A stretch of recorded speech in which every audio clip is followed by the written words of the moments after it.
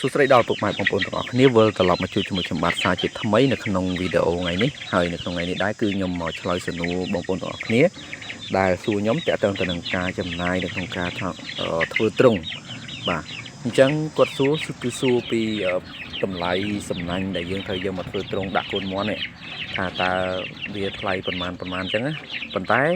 ហេតុអីបានខ្ញុំនិយាយថាតាក់ទងទៅនឹងការចំណាយព្រោះថាធម្មតាសំណាញ់ទាំងអស់ហ្នឹងគឺយើងត្រូវការចំណាយលុយទិញ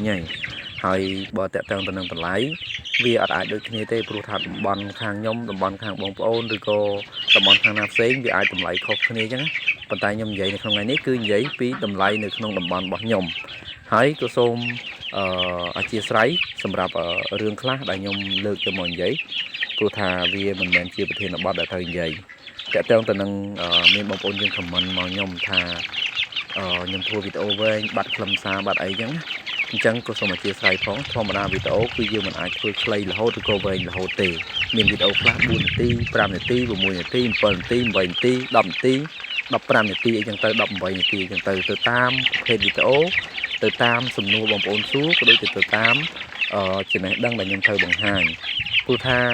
មានពេលខ្លះនៅពេលដែលខ្ញុំត្រូវបង្ហាញតាក់ទងទៅនឹងមាន់ដូចផ្ដាសាយមាន់រាកមាន់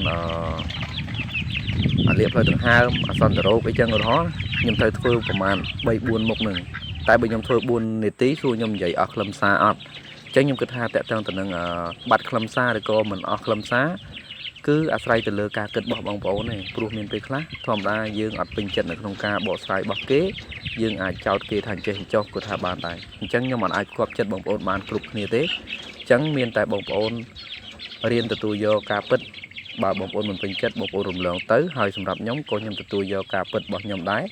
តាក់ទងទៅនឹងការរិះគន់ប៉ុន្តែខ្ញុំក៏មកឆ្លើយតបដូចខ្ញុំនិយាយមិញអញ្ចឹងបាទអញ្ចឹងកុំឲ្យខាតពេលយូរខ្ញុំនិយាយតាក់ទងទៅនឹងការចំណាយទៅលើការសាងសង់ទ្រុងកូនមាន់បាទអញ្ចឹងសម្រាប់ការចំណាយទៅលើការសាងសង់ទ្រុងកូនមាន់ធម្មតាដែលយើងសាងសង់ទ្រុងវាមិនមែនរងទេណាគឺអាទ្រុងដាក់កូនតូចៗនេះគឺយើងត្រូវការចំណាយលុយទិញសំណាញ់សំណាញ់បាំងខ្មៅនេះសំទោសសំណាញ់បាំងខៀវទៅជាសំណាញ់បាំងខ្មៅអញ្ចឹងតើតឹងទៅនឹងសំណាញ់បាំងខៀវនេះគឺវាមាន2ប្រភេទបាទវាមានប្រភេទដែកហើយនិងប្រភេទជ័រអញ្ចឹងបើសិនមកបងប្អូនយកប្រភេទដែកគឺវាអាចមិនថាអាចគឺធូរថ្លៃជាងប្រភេទជ័របាទប្រភេទជ័របើសម្រាប់នៅតំបន់ខាងខ្ញុំបើយើងទិញម៉ែត្រ1ម៉ែត្រ4000រៀលក្នុងការខ្ញុំទិញហើយបើប្រភេទដែកនេះ1ម៉ែត្រ3000រៀលអញ្ចឹងធម្មតាការចិញ្ចឹមមាន់នៅក្នុងវីដេអូមុនខ្ញុំបាននិយាយហើយថាទោះយើងអត់មានដើមទុនគឺយើងអាចចិញ្ចឹមបានបាទចំណុចហ្នឹងខ្ញុំទទួលស្គាល់យើងអត់មានដើមទុនគឺយើងអាចចិញ្ចឹមបានប៉ុន្តែមិនមែនថាយើងអត់សោះទេធម្មតាយើងត្រូវការចិញ្ចឹមមាន់គឺយើងត្រូវការលុយយកទៅទិញមេបាហើយមិនអញ្ចឹងបងប្អូនហើយធម្មតាតែយើងទៅទិញមេបាហើយយើងត្រូវការប៉ុន្តែគាត់ថាពាក្យថាអត់មានដើមទុនហ្នឹងមិនមែនសំដៅថាយើងអត់សោះទេគឺយើងត្រូវមានខ្លះមានតិចយើងមិនចាំបាច់មានដើមទុនធំដូចគេអញ្ចឹងណាអញ្ចឹងតើតើទៅនឹងដើមទុនមិនមែនសំដៅថាអត់សោះទេគឺយើងមានតែមានតិចបាទព្រោះថាដើមទុននៅក្នុងការចិញ្ចឹមពេលខ្លះយើងត្រូវចំណាយធំប៉ុន្តែបើសិនជាយើងអត់មានធំដូចគេគឺយើងចំណាយតិចតួចទៅគឺយើងអាចយកមកចិញ្ចឹមបានហើយយើងចាប់ដើមថែទាំទៅតាមចំណេះជំនាញរបស់យើងដើម្បីឲ្យមាន់របស់យើងកើតហើយចាំដល់ពេលយើងបានចំណូលពីវាយើងបរិយាដើមទុនរបស់យើងឲ្យកាន់តែធំអញ្ចឹងទៅបាទអានេះគឺជាអ្វីដែលខ្ញុំចង់បកស្រាយនៅក្នុងថ្ងៃហ្នឹងហើយតកតឹងទៅនឹងសំណាញ់ដូចខ្ញុំនិយាយខាងដើមវិញអញ្ចឹងសំណាញ់ជ័រ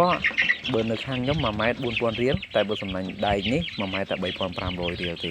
ហើយបើយើងនិយាយពីដុំវិញក្នុងមួយដុំវាដូចជាបានតែជាង10ម៉ែត្របាទជាង10ម៉ែត្រហើយមួយដុំ35000រៀលបាទអាហ្នឹងសម្រាប់អាវែងប្រវែង1ម៉ែត្របាទន័យថាកម្ពស់1ម៉ែត្រហើយបដោយវាដូចជា10ម៉ែត្រឬក៏ជាង10ម៉ែត្រតិចទេបាទវា35000បាទអញ្ចឹងវាដូចនឹងគេលក់រាយដែរប៉ុន្តែគាត់ថាវាអាចថាលើស10ម៉ែត្រវាអាចពី10 3 10ម៉ែត្រយើងចំណេញម៉ែត្របានមកប៉ុណ្ណឹងព្រោះថាមួយដុំ35000វាជាង10ម៉ែត្រតែបើយើងទិញម៉ែត្រយើងបានតែ10ម៉ែត្រគាត់ទេចង់និយាយចឹងវិញយើងទិញដុំចំណេញបាន2 3ម៉ែត្របាទនោះតើតើទៅនឹងការទិញដុំហើយសម្រាប់អាខ្លីបាទអាកម្ពស់កន្លះម៉ែត្រវាមានកម្ពស់កន្លះម៉ែត្រអាកម្ពស់កន្លះម៉ែត្រមួយដុំ30000អានេះនៅខាងខ្ញុំ ហើយសម្រាប់សំណាញ់ជ័រពណ៌ខៀវចឹងដែរបាទសំណាញ់ជ័រពណ៌ខៀវចឹងដែរក្នុងមួយដុំបើសិនបើយើងទិញដុំមួយដុំ 40000 អញ្ចឹងវាស្មើនឹង1ម៉ែត្រ 4000 ហ្នឹងគឺត្រូវអូខេ10ម៉ែត្រប៉ុន្តែដល់ពេលយើងទិញដុំគឺវាបានលើសបងប្អូនបានលើសថងថាវាជាង10ម៉ែត្រដូចគ្នាអញ្ចឹងក្នុងមួយដុំវាសិតតែជាង10ម៉ែត្រអញ្ចឹងខ្ញុំគិតថាបងប្អូនគួរតែចំណាយទិញដុំល្អជាងដោយសារមានពេលខ្លះយើងទិញទៅវាចំណេញយើងចង់ធ្វើក្រោយទៀតយើងមានយើងព្រោះធម្មតាបើយើងធ្វើកូនទ្រុងតិចតួចយើងអត់ពិបាកឯងបងប្អូនអត់ពិបាកទិញទេបាទអត់ពិបាកទិញទេតែបើយើងធ្វើទ្រុងធំអាហ្នឹងយើងរៀងពិបាកបន្តិចដោយសារទ្រុងធំយើងត្រូវការច្រើនបាទត្រូវការច្រើនហើយអញ្ចឹងសម្រាប់បងប្អូនដែលអត់មានដើមទុនមិនមែនថាអត់សោះយើងមានតិចតួចយើងធ្វើមិនអញ្ចឹងសម្រាប់បងប្អូនដែលមានដើមទុនតិចតួចយើងធ្វើកូនរោងទូចល្មមនេះប៉ុណ្ណារោងដែលខ្ញុំដាក់មន់មកសបុកនេះអញ្ចឹងទៅបាទយើងសម្រាប់ដាក់ហើយយើងធ្វើកន្លែងឲ្យវាដេកនៅខាងក្រោមតិចតួចមកហើយយើងមានកូនទ្រុងតូចមួយសម្រាប់ដាក់កូនមេត្រឹម2ក្បាលអីបាមួយគឺអូខេហើយបើសម្រាប់ខ្ញុំផ្ដើមដំបូងមេ2ក្បាលបាមួយឯងបងប្អូនអានេះខ្ញុំផ្ដើមដំបូងក៏មកខ្ញុំចំបានចំណូលឡើងច្រើនបាទខ្ញុំចំតែ3ខែមន់ខ្ញុំឡើងពី300ក្បាលរបស់វាបើដាក់វិលជុំតម្លាក់ពីសបុកមកបានប្រមាណផងមេនឹងរកពងទៀតអញ្ចឹងមេ2ក្បាលហ្នឹងនិយាយពីប្រវល់រហូតដល់យូរខ្ញុំបរិយទុកបាទបរិយទុកឲ្យកាន់តែច្រើនមេល្អខ្ញុំទុកហើយខ្ញុំទិញបាចូលទៀតអញ្ចឹងអានេះគេហៅថាយើងបរិយដើមទុនយើងទៅតាមរយៈអញ្ចឹងបាទអញ្ចឹងតកតងទៅនឹងសំណួរដែលបងប្អូនសួរដូចខ្ញុំនិយាយអញ្ចឹងថាមានពេលខ្លះយើងមិនអាចឆ្លើយទៅតែគោលដៅមួយតែគេសួរពីដៃគោលយើងឆ្លើយតែដៃគោលទេគឺយើងត្រូវឆ្លើយលំអិតចង់ចំណុចហ្នឹងឯងដែលខ្ញុំនិយាយខាងដើមមិញថាមានពេលខ្លះខ្ញុំត្រូវការបកស្រាយឲ្យបានលម្អិតបាទអញ្ចឹងសង្ឃឹមថាបងប្អូននឹងយល់តកតងទៅនឹងការចំណាយទៅលើការធ្វើការសាងសង់ទ្រុងមន់ឬក៏ការទិញសម្ភារៈយកមកសាងសង់ទ្រុងមន់សាងសង់រោងមន់អញ្ចឹងបាទអញ្ចឹងសង្ឃឹមថាបងប្អូននឹងយល់ក៏ដូចជានឹងគុណគូដឹងហើយយកទៅអនុវត្តដូចជាយកទៅធ្វើដើម្បីបរិយាមុខរបរខ្លួនឯងឲ្យកាន់តែរីកចម្រើនបាទហើយវីដេអូរបស់ខ្ញុំក៏មានតែប៉ុណ្្នឹងដែរក៏សូមអរគុណដល់បងប្អូនទាំងអស់ដែលចំណាយពេលវេលាដ៏មានតម្លៃមកតាមដានវីដេអូរបស់ខ្ញុំតាំងពីដើមរហូតមកហើយបងប្អូនកុំភ្លេចជួយ like ជួយ share វីដេអូរបស់ខ្ញុំអ្នកមួយក៏ដូចជា subscribe channel របស់ខ្ញុំអ្នកមួយដើម្បីទទួលបាននូវវីដេអូថ្មីៗនិងចំណេះដឹងទាក់ទងទៅនឹងការចិញ្ចឹមមាន់ពីរូបខ្ញុំបាទខ្ញុំបាទសូមអរគុណសូមគោរពលាយើងនឹងជួបគ្នានៅវីដេអូក្រោយទៀតបាទ